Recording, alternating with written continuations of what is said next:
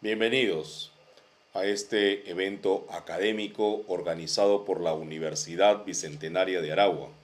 Les saluda Gerardo Ruiz, abogado desde Perú, y quiero iniciar expresando mi sincero y profundo agradecimiento a la Universidad Bicentenaria de Aragua, distinguida casa de estudios comprometida con la formación académica, el pensamiento crítico y la transformación social en América Latina. Agradezco de manera especial a sus autoridades académicas, organizadores y equipo humano por la gentil invitación a formar parte de este importante espacio de reflexión, diálogo y construcción del conocimiento que hoy nos convoca desde una perspectiva profundamente humana y jurídica. Participar de este evento no solo representa para nosotros un honor, sino que también es una responsabilidad de poder pensar juntos desde nuestras realidades latinoamericanas, los desafíos que enfrentan nuestras sociedades en materia de derechos humanos, justicia y democracia. Saludo al mismo tiempo a los ponentes, investigadores, estudiantes, asistentes el día de hoy que se conectan desde distintos países, demostrando que el conocimiento no reconoce fronteras cuando existe un compromiso con la verdad y con la justicia. En ese contexto, tengo el honor de presentar la ponencia titulada Memoria histórica y reconciliación en el Perú, del trauma del terrorismo a los desafíos de la violencia estructural contemporánea. Un tema que no solo interpela al Perú, sino a toda América Latina, porque nos obliga a mirar de frente a nuestras propias historias de violencia, nuestras fracturas institucionales y sobre todo nuestras deudas pendientes con la dignidad humana. Hablar de memoria no es mirar al pasado con nostalgia, sino que más bien es enfrentar con responsabilidad nuestro pasado. Hablar de reconciliación no es olvidar, es construir condiciones reales y efectivas de justicia. Justicia como ese derecho fundamental de acceso que tenemos todas las personas. Y hablar de violencia estructural en consecuencia es reconocer que aun cuando cesan los conflictos armados, las desigualdades sociales, la impunidad y la exclusión siguen siendo estas formas silenciosas de violencia. Desde esa perspectiva, les invito a reflexionar juntos sobre una pregunta que atraviesa eh, directamente no solo al Perú, sino a toda nuestra región. ¿Es posible una verdadera reconciliación sin justicia, sin verdad y sin transformación estructural de nuestras instituciones? Con ese interrogante como punto de partida, doy inicio a esta interesante reflexión. Voy a comenzar con una afirmación que quizás incomoda. El Perú no ha resuelto su pasado violento. Solo lo único que ha hecho es administrarlo políticamente. Entre los años 80 y el 2000, en Perú hemos vivido una tragedia nacional, pero el verdadero problema no fue solo la violencia que ocurrió, sino la forma en que el poder ha decidido recordarla, ocultarla y manipularla. La memoria histórica no es simplemente un ejercicio de recuerdo, es un acto político, jurídico y fundamentalmente ético. Las sociedades que han atravesado experiencias traumáticas no solo enfrentan el desafío de reconstruir hechos, sino que además de interpretarlos, deben asignar responsabilidades y decidir qué lugar ocuparán en su identidad colectiva. Reducir todo lo ocurrido aquí en el Perú en esa época a la palabra o al término terrorismo es una simplificación peligrosa. Porque sí existieron grupos violentos, radicales, terroristas, tales como Sendero Luminoso, MRTA, que fueron responsables de muchas atrocidades cometidas contra muchos peruanos inocentes. Pero el Estado peruano no fue un actor neutral, ni exclusivamente protector. fue también responsable en esa época y especialmente durante la dictadura criminal de Fujimori, fue responsable de esas ejecuciones extrajudiciales, desapariciones forzadas, violaciones sistemáticas de derechos. Esto no es una opinión, es un problema jurídico y político, porque cuando el Estado viola derechos, pierde toda autoridad moral para exigir obediencia. El conflicto armado no solo reveló violencia, reveló a un Estado o nos puso enfrente de un Estado absolutamente incapaz de representar a todos los ciudadanos. El caso peruano resulta paradigmático, pues entre los años 1980 y año 2000, el país vivió todo un ciclo de violencia que desbordó la capacidad del Estado y fracturó nuestra sociedad. Pero el verdadero problema no es solo lo que ocurrió, sino cómo se ha narrado y qué se ha hecho o dejado de hacer con esa historia. La pregunta central que guía quizás esta reflexión el día de hoy es si es que puede una sociedad reconciliarse si su memoria está atravesada por disputas de poder, impunidad y desigualdad estructural. La situación que atravesamos hoy en día aquí en el Perú es grave. Es grave por la misma clase política corrupta y mafiosa que está manejando y gobernando desde los tres poderes del Estado.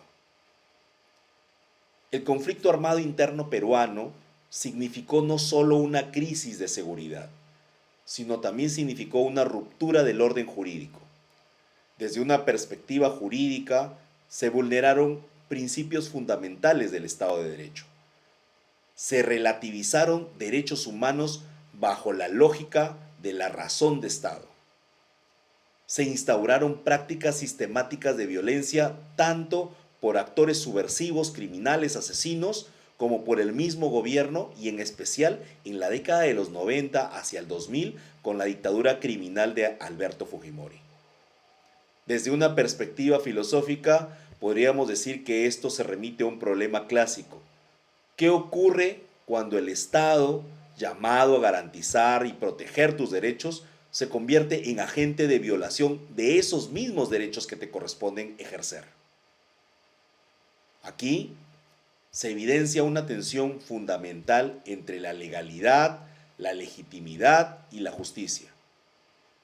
El trauma no es solo la violencia que se ha vivido, sino la pérdida de confianza en el orden normativo que debía proteger a la ciudadanía y fundamentalmente de ese Estado que debe garantizar el orden y la paz social.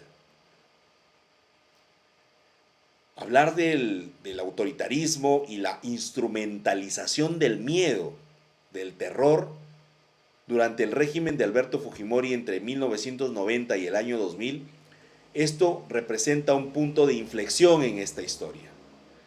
Si bien se le atribuye la derrota estratégica de grupos terroristas a esa dictadura, a ese gobierno criminal, también se consolidó un modelo de gobierno basado en la concentración del poder, el debilitamiento institucional, el uso político del miedo y la normalización de prácticas autoritarias. Desde el análisis político, el fujimorismo operó bajo una lógica clara. La seguridad justificaba la suspensión de la democracia, de los derechos y de las libertades de todas las personas, de todos los peruanos. Situación muy parecida que está hoy en día en este proceso electoral, incluso año 2026, está como una bandera enarbolada donde se tiene como garantía este gobierno criminal y asesino para poder decir de que se va a restablecer el orden y la paz en el país. Esto plantea una cuestión también clave. ¿Puede una sociedad sacrificar derechos en nombre del orden? ¿O ese sacrificio erosiona las bases mismas de la convivencia democrática?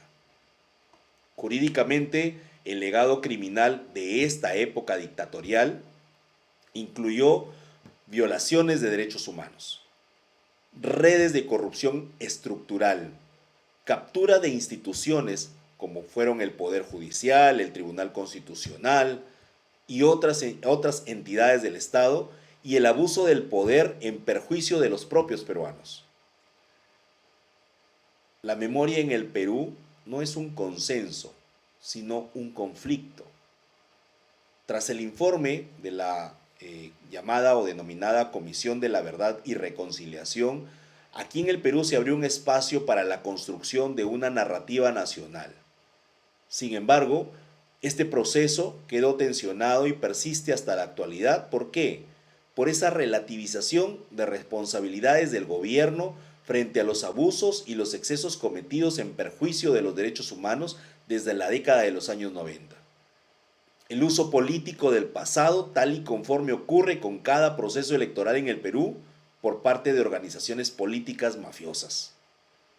Desde una perspectiva filosófica, esto refleja lo que los autores contemporáneos llaman la lucha por el control del relato histórico, porque quien controla la memoria de un país, de una sociedad, define quiénes son víctimas y quiénes son victimarios, legitima o deslegitima al poder, condiciona el futuro y divide o fragmenta aún más una sociedad que necesita sanar.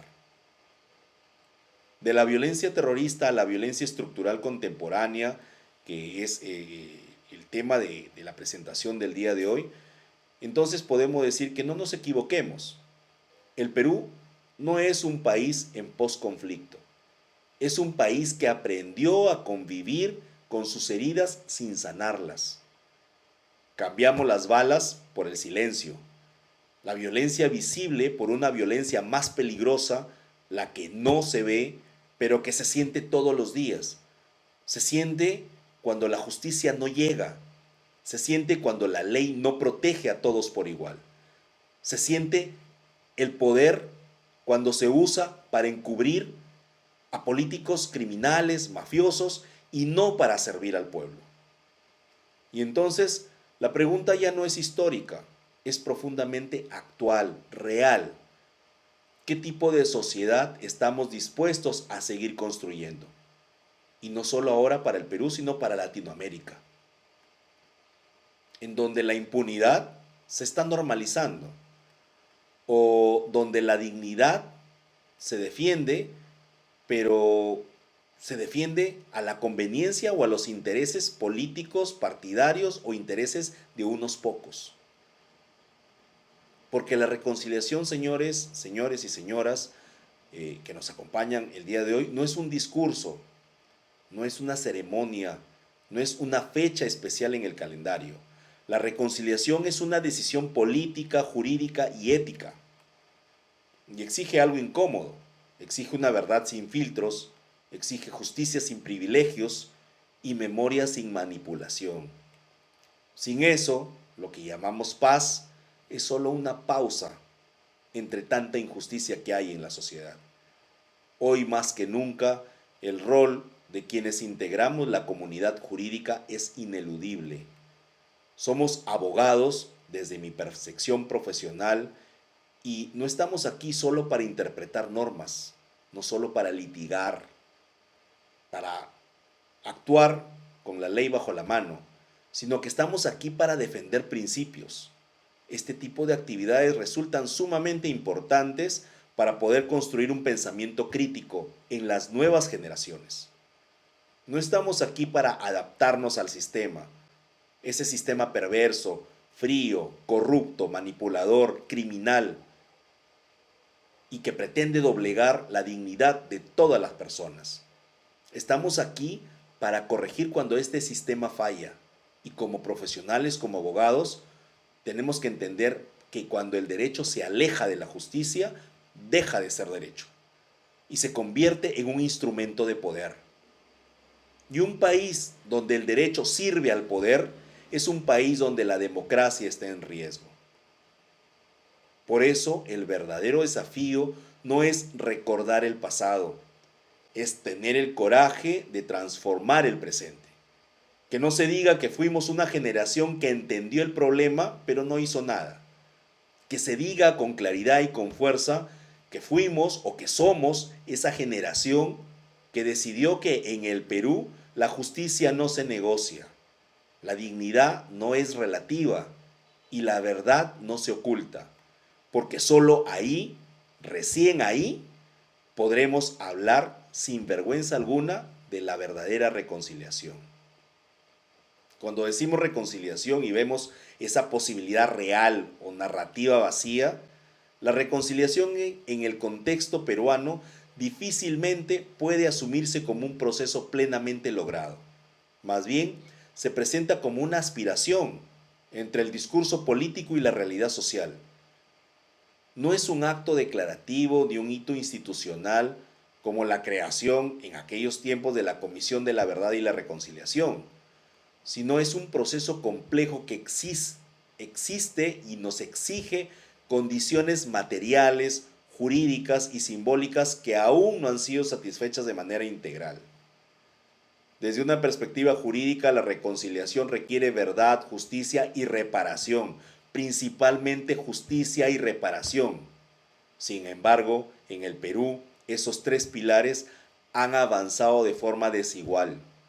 Persisten espacios de impunidad, limitaciones en el acceso a la justicia para las víctimas, especialmente en las zonas históricamente excluidas, y una implementación parcial de políticas de reparación. En ese escenario, hablar de reconciliación sin garantizar estos elementos se corre el riesgo de convertirse en una retórica vacía. Desde el plano político, la reconciliación ha sido utilizada en ocasiones como un discurso de cierre prematuro para poder buscar pasar la página sin resolver las responsabilidades estructurales del conflicto. Esto genera una memoria fragmentada donde ciertos relatos son privilegiados mientras otros son invisibilizados, profundizando aún así más la desconfianza en las instituciones, en las autoridades y en los funcionarios de gobierno. Finalmente, una dimensión ética. Esa reconciliación no puede imponerse ni decretarse.